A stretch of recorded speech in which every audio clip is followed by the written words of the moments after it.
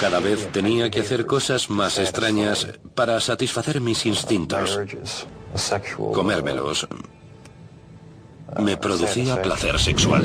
Su nombre era Jeffrey Dahmer. De niño ya se entretenía mutilando sin piedad a animales. Unos años después, acabó asesinando, desmembrando y devorando a 17 jóvenes. Jóvenes como él. Solía utilizar el mismo modus operandi. ¿Qué te pongo? Una cerveza, por favor. Frecuentaba bares de ambiente y allí entablaba conversación con otros hombres, a los que proponía acabar la noche en su casa. ¿Te apetecería venir a mi casa a tomar unas cervezas? Vale. Justo después de intimar, el destino de sus acompañantes era siempre el mismo. Eran drogados y estrangulados. La carne de sus víctimas las escondía en tuberías. Los huesos los pulverizaba y los esparcía por el jardín.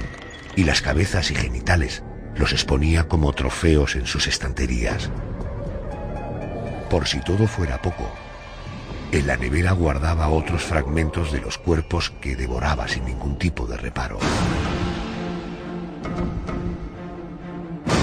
Solo cuando una de sus víctimas logró escapar y dar la voz de alarma, la policía descubrió en su casa un auténtico escenario de horror y de depravación. Condenado a 15 cadenas perpetuas, en noviembre de 1994, Jeffrey Dahmer fue asesinado en prisión por un recluso negro que le reprochaba haber matado, sobre todo, a hombres de color.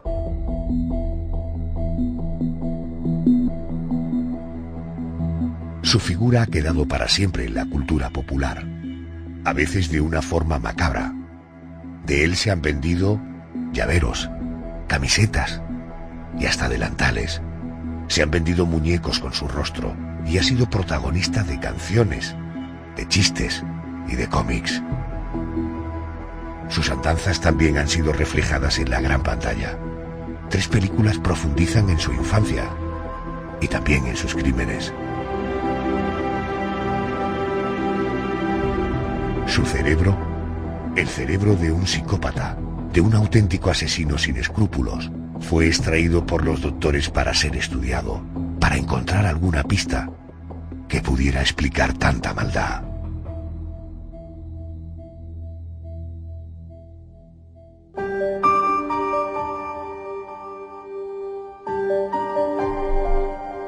José Manuel Frías, buenas noches. Buenas noches, Adolfo. Vaya regalito que traes esta noche, ¿no? Una perla.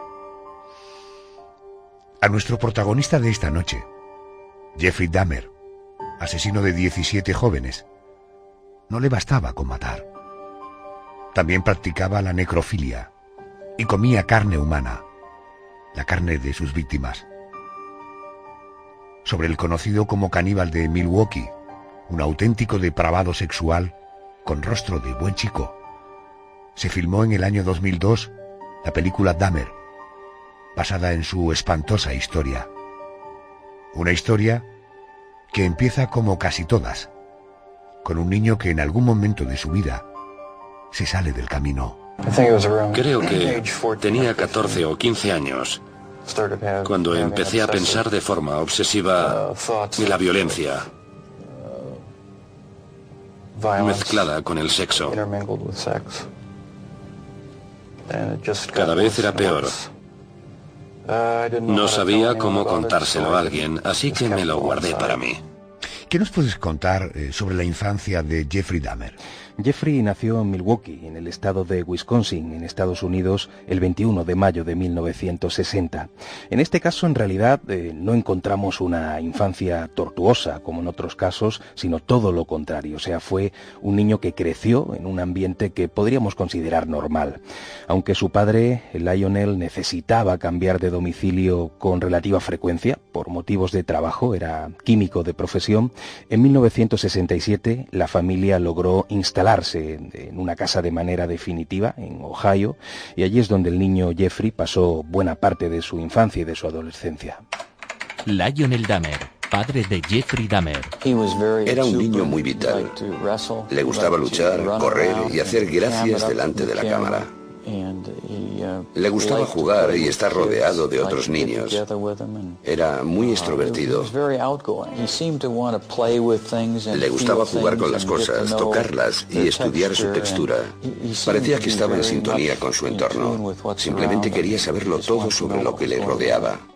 Era, por lo tanto, un niño sano mentalmente. No, ahí la cosa cambia, y esto es lo curioso. Aunque sus padres, como hemos dicho, lo educaron de una forma adecuada, le dieron cariño, parece que Jeffrey, casi como si le viniera de fábrica, escondía ya un toque de sadismo. Por ejemplo, cuando acompañaba a su padre a pescar, a él le gustaba abrir en canal a los peces y verlos morir lentamente, pero era aún peor cuando lograba atrapar a algún animal en un bosque que había cerca de casa. A esos animales los torturaba, los mutilaba sin piedad y luego, casi como si fuera un trofeo, o sea, ya apuntando maneras de psicópata, guardaba los huesos en su habitación.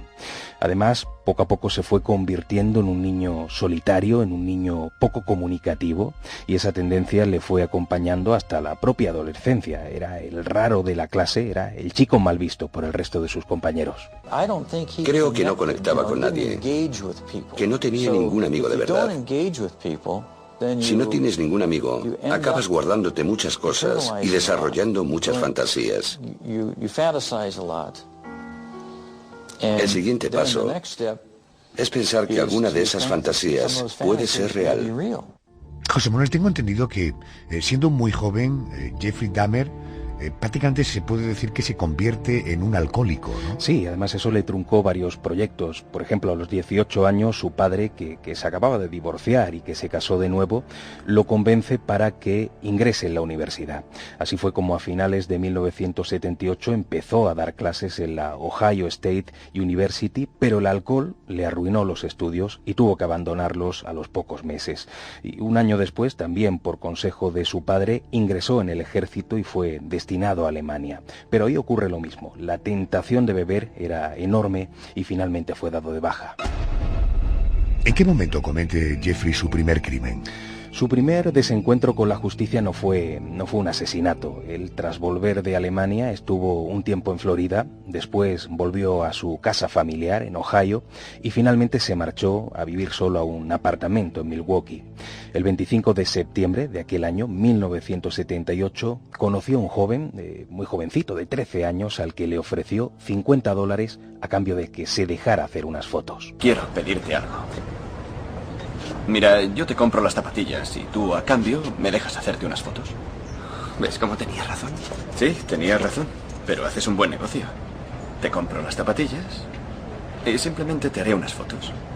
¿Qué clase de fotos? Solo unas fotos de ti, marcando músculo, sentado en una silla, haciéndote el duro. Es que no sé. Vamos.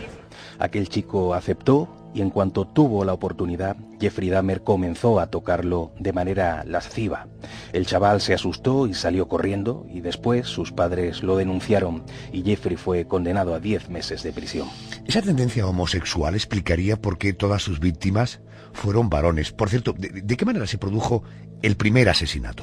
El primero fue en junio de 1978. Jeffrey iba conduciendo su coche cuando se encontró con un chico de 19 años, Stephen Hick, que hacía autostop. Y parece que en la mente de Jeffrey siempre había existido la fantasía sexual de violar a un autostopista, así que no solo lo recogió, sino que también lo invitó a su casa. Ojalá hubiera seguido mi camino, pero no lo hice. Me di la vuelta y lo recogí. Y entonces, la pesadilla se convirtió en realidad. Una vez allí, lo emborrachó, pero cuando quiso intimar con él, se dio cuenta de que Steven no era homosexual y que por lo tanto no estaba interesado en tener sexo. De hecho, quiso marcharse inmediatamente. Indignado, Jeffrey le golpeó en la cabeza con una pesa de gimnasio. Después, lo estranguló hasta la muerte. Para deshacerse del cuerpo sin levantar sospechas, lo desmembró en trozos pequeños con la ayuda de un cuchillo de cocina y lo metió en varias bolsas opacas para llevarlas al vertedero. Ya en el coche, como iba bastante nervioso, empezó a conducir de manera extraña hasta el punto de que la policía lo detuvo, pero dio negativo en el test de alcoholemia. Le hicieron algunas preguntas con relación a las bolsas del asiento trasero y él dijo que era basura. Por desgracia, los agentes le creyeron y lo dejaron continuar. ¿Todo va bien? Sí. He visto que te desviabas un poco. Sí, es que estaba ajustando el retrovisor porque me cegaban las luces. Enséñame el carné. ¿Este coche es tuyo, Jeffrey? No, es de mi madre. Es bastante tarde. ¿Sabe tu madre que llevas el coche? No, se ha ido fuera el fin de semana, pero me lo deja. ¿Qué hay en esas bolsas? Hierbajos del jardín. Ahora mismo me dirigí al vertedero. Vaya ocurrencia a estas horas, Jeffrey. Es que no podía dormir y he pensado que si me liaba a hacer cosas, me cansaría y me entraría el sueño. Da la vuelta y vete a dormir a tu casa. ¿Lo harás? Sí, agente. Que pases buena noche. Igualmente. Asustado por lo que había sucedido, volvió a casa con el cadáver troceado para hacer algo insólito. Fue metiendo la carne por las tuberías de la vivienda y los huesos los pulverizó y los esparció por el jardín. ¿En algún momento se sabe si se arrepintió de lo que había hecho? Sí, al principio sí. De hecho, él deja de beber para intentar reprimir su instinto asesino y comenzó a ir a la iglesia. De hecho, logró que pasaran casi 10 años sin cometer ningún crimen e incluso viviendo en un completo celibato. Pero en 1986 se autoconvenció de que podía satisfacerse sexualmente sin necesidad de matar a nadie, así que volvió a beber y regresó a los ambientes homosexuales. Acabó detenido, por ejemplo, por desnudarse en público e incluso por intentar desenterrar a un muerto para practicar la necrofilia. ¿Cuál fue la siguiente víctima? En septiembre de 1987, Jeffrey conoció en un local de ambiente a Steven Toomey, un chaval de 24 años. Comenzaron a beber, a intimar y terminaron en una habitación de hotel. Parece que Jeffrey iba tan borracho que nunca recordó lo que pasó. Él despertó a la mañana siguiente y Steven ya estaba muerto. Le eché unos cuantos somníferos en la bebida para dejarlo inconsciente. Solo quería pasar la noche con él. Cuando me desperté por la mañana, tenía los antebrazos llenos de cardenales y él tenía el pecho morado y le salía sangre de la boca. Estaba colgando por un lado de la cama. No recuerdo haberlo matado a golpes, pero debí de hacerlo. A partir de entonces di rienda suelta a mi obsesión. Asustado, fue a comprar una enorme maleta y allí metió el cadáver, que trasladó al sótano de la casa de su abuela. Tuvo sexo repetidas veces con el muerto, después lo desmembró y lo tiró a la basura. Pero se quedó con la cabeza, la hirvió para arrancarle la piel, para blanquearla, y la expuso en su habitación como una especie de trofeo. ¿Jeffrey Dahmer usaba siempre el mismo modus operandi con sus víctimas? ¿El coqueteo, la relación sexual y posteriormente el asesinato? Casi siempre era el mismo sistema. A su siguiente víctima, por ejemplo, a James Dockstader, de 14 años, la conoció en una parada de autobús en enero de 1988. Le propuso tener sexo a cambio de dinero y ese encuentro tuvo lugar en casa de la abuela de Jeffrey. Y allí fue donde, como siempre, lo drogó y lo estranguló. Utilizando ácidos, separó la carne, que tiró a la basura, y los huesos los pulverizó y, como ya hizo con su anterior víctima, los esparció por el jardín. Poco después, en marzo de 1988, conoció a otro homosexual, Richard Guerrero, de 23 años, y el modus operandi fue el mismo, y lo que hizo con el cadáver, con este en cuestión, fue tirarlo a la basura. José Manuel, por tanto, en unos años pasó del arrepentimiento a convertirse en un auténtico asesino en serie. Sí, pero ocurrió por una razón que podríamos decir que es muy singular. Años después, el propio Jeffrey Dahmer reconoció que mataba a sus amantes porque no quería que se fueran de su lado. Caramba. O sea, quería mantenerlos para siempre, y por eso cuando percibía que iban a marcharse para continuar con su vida normal o para trabajar, la agonía le superaba y los mataba. Eso mismo le ocurrió con Anthony Sears, de 26 años, al que conoció también en un bar de ambiente. Le ofreció dinero por sexo, a él también lo estranguló, lo desmembró y se deshizo de sus restos. Pero en este caso, antes de cortarlo en pedazos, pero estando ya muerto, tuvo de nuevo sexo con él. Siguió matando. Sí, hasta julio de 1991 mató a 12 personas y solía quedarse con recuerdos de sus víctimas, y no precisamente ropa, en ocasiones con un cráneo o a veces incluso con los genitales mutilados que guardaba en las estanterías de su habitación, a la que por cierto nadie entraba, y lo que es peor, llegó a comerse fragmentos de los cuerpos de sus amantes muertos porque decía que de esa manera se sentía más cercano a ellos. Una cosa llevaba a la otra. Cada vez tenía que hacer cosas más extrañas para satisfacer mis instintos. De este modo, sentía que eran una parte permanente de mí. Además, tenía curiosidad por saber cómo sería. Sentía que iban a convertirse en parte de mí. Comérmelos me producía placer sexual. Una de las víctimas, de la que abusó en plena calle, logró huir y dar una descripción a la policía, pero no se llegó a iniciar ninguna investigación. Pero regresando a esas 12 víctimas, de entre ellas se podría resaltar, por ejemplo, a Raymond Smith, de 33 años, cuyo cráneo pintó de gris y cuyos huesos adornaron su apartamento, o Ernest Miller, de 22 años, cuyo esqueleto colgó en un armario y cuyo bíceps guardó en el frigorífico para devorarlo poco a poco. Del resto guardó los cráneos hervidos y blanqueados. Ay, amores que matan claramente, ¿no? Hay un caso realmente estremecedor. Es el de un joven al que Jeffrey Dahmer intentó convertir en un zombie para disponer de él a su antojo. ¿De qué estamos hablando exactamente? Bueno, esa historia es terrible porque es un paso más en la perversión de Dahmer. Ocurrió en mayo de 1991. A Conrad Sintasanfón, de 14 años, al igual que a los otros, lo drogó, pero a él lo estranguló solamente lo necesario para dejarlo inconsciente. Entonces, como una especie de doctor Mengele, decidió perforarle el cráneo para inyectarle ácido en el cerebro. Quería convertirlo en un zombie, en una especie de ser sin conciencia al servicio de sus órdenes. Por suerte, no tenía ácido en casa y fue a comprar. Mientras tanto, Conrad volvió en sí y huyó, aunque Jeffrey lo persiguió.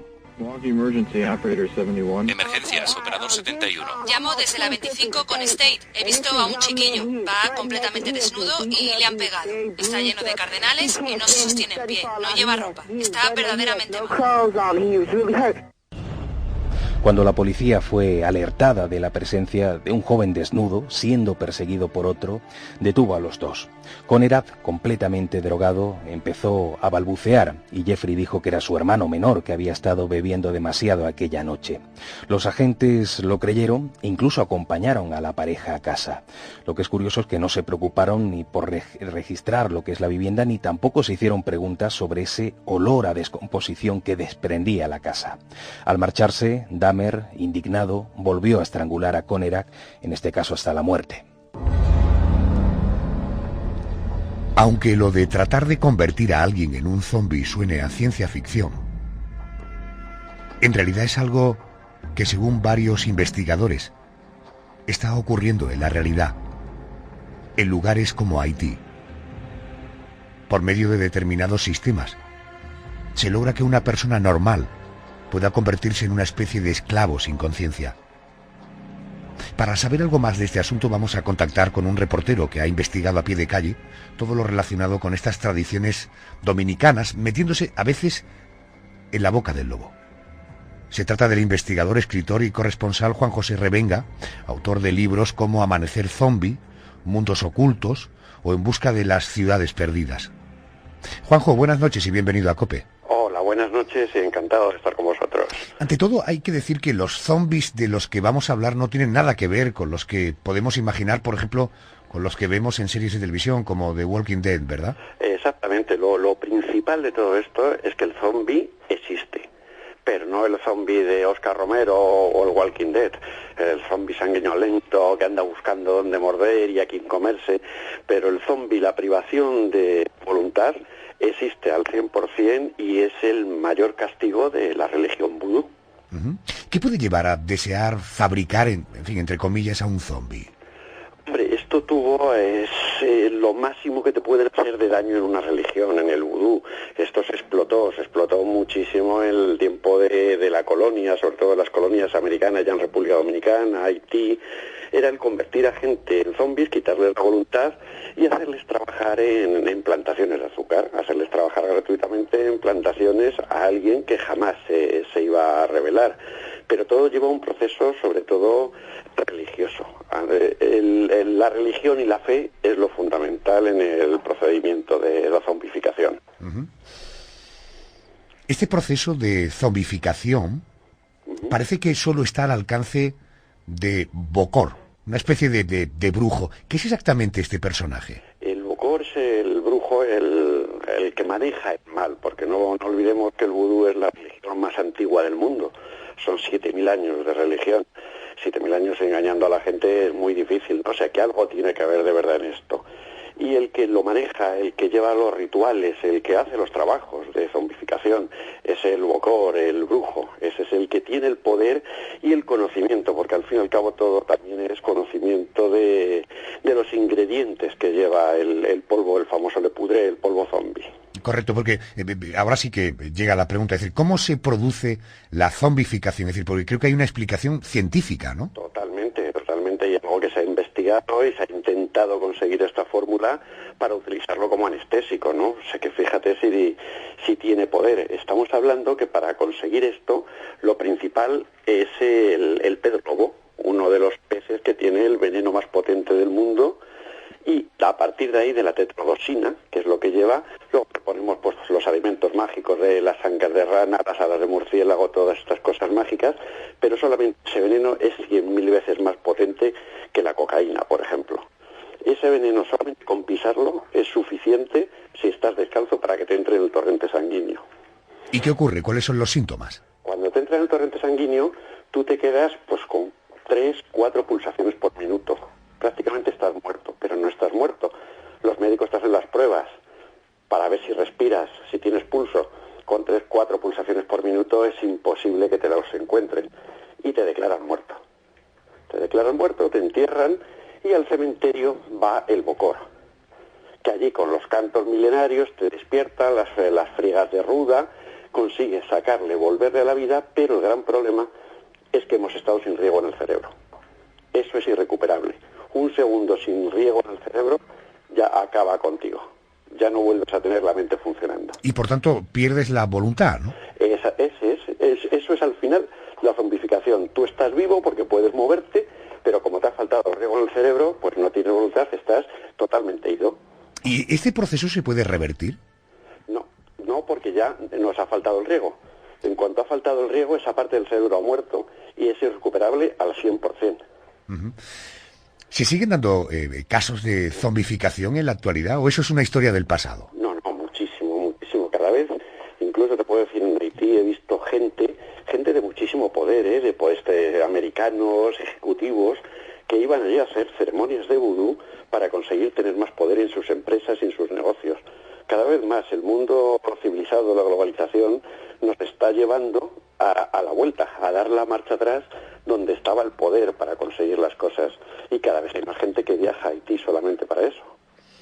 Si quieres más información, bucea en los escritos de Juan José Revenga. Juanjo, gracias por atenderme. Buenas noches. Gracias a vosotros. Todavía.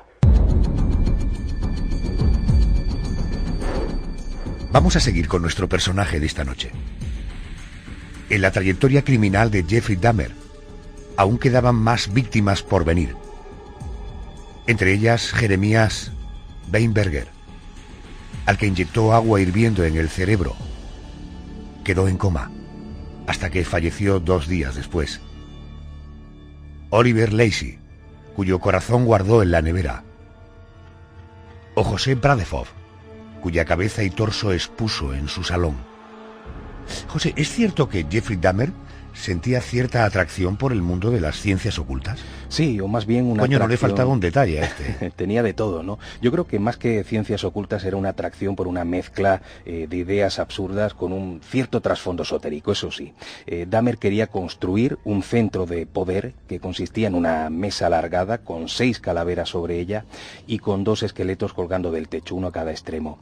Jeffrey Dahmer creía que así se alcanzaría la capacidad de conectar con otras realidades o con con otras entidades, y en eso se sentía inspirado, al parecer, por ciertos pasajes relacionados con la energía de la saga La Guerra de las Galaxias. Bueno, ¿cómo lograron descubrir y detener a Jeffrey Dahmer? Fue gracias a que su última víctima, Tracy Edward, logró escapar desnudo y esposado antes de que Jeffrey lo asesinara. Era el 22 de julio de 1991.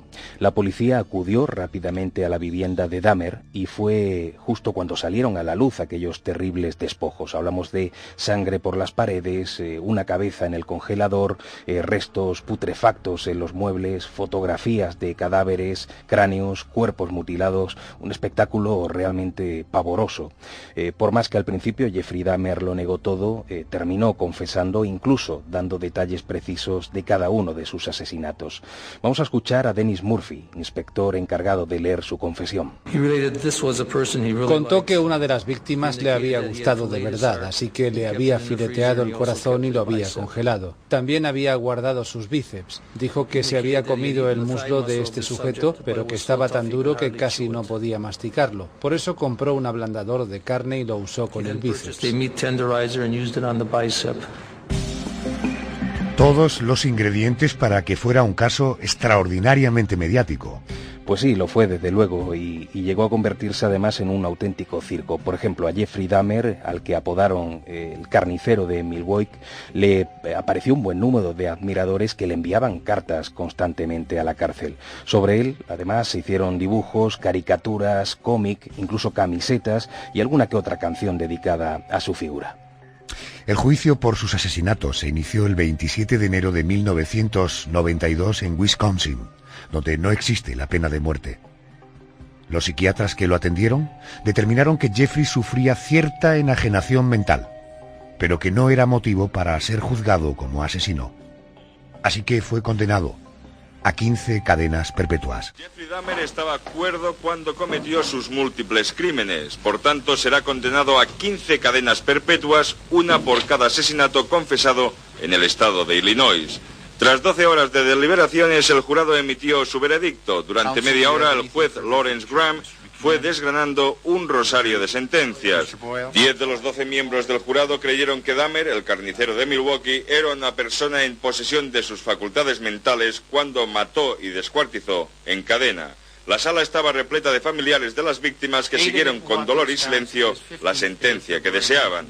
Bajo las leyes de Milwaukee no hay pena de muerte, pero Dahmer pasará en la cárcel el resto de sus días. Su abogado defensor, Gerald Boyle, intentó durante 20 días probar que estaba loco. No lo consiguió. Uno de los peores asesinos de la historia ingresa por fin en la cárcel.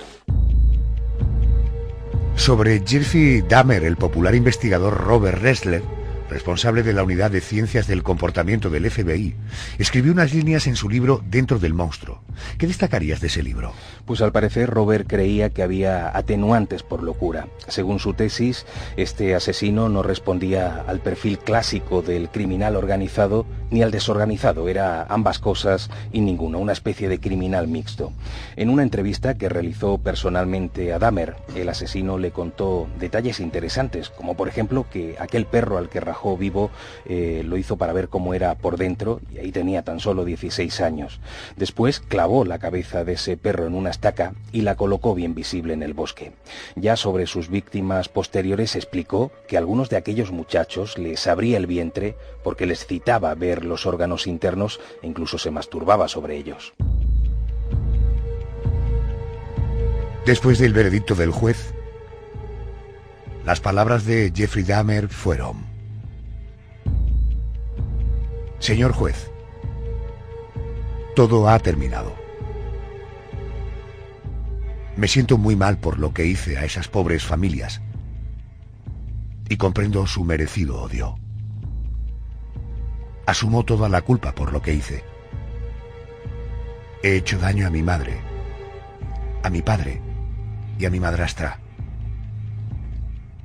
pero los quiero mucho. José Manuel, ¿dónde cumplió su condena?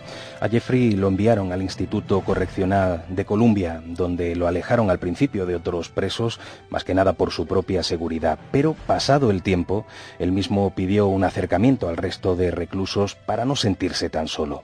Y por eso le permitieron cierto contacto y la colaboración en las tareas de limpieza. El 28 de noviembre de 1994, Dahmer estaba limpiando junto a un recluso negro, Christopher Scarver. Hay que decir que de cara a una parte de la sociedad, Jeffrey Dahmer había sido un asesino racial porque buena parte de sus víctimas eran negras, aunque él lo negó en todo momento. Ambos se enzarzaron en una pelea en la que terminaron muy mal heridos y cuando los encontraron era demasiado tarde. Ambos murieron, en el caso de Dahmer de camino al hospital, por los golpes recibidos en la cabeza con una barra de metal, y Scarver un par de días más tarde.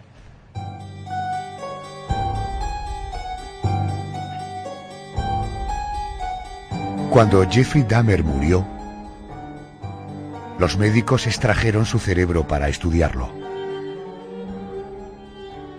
Semanas después, sus padres iniciaron los trámites para recuperarlo. Su madre quería ofrecerlo a un hospital de investigación mental. Su padre, sencillamente enterrarlo e intentar olvidar.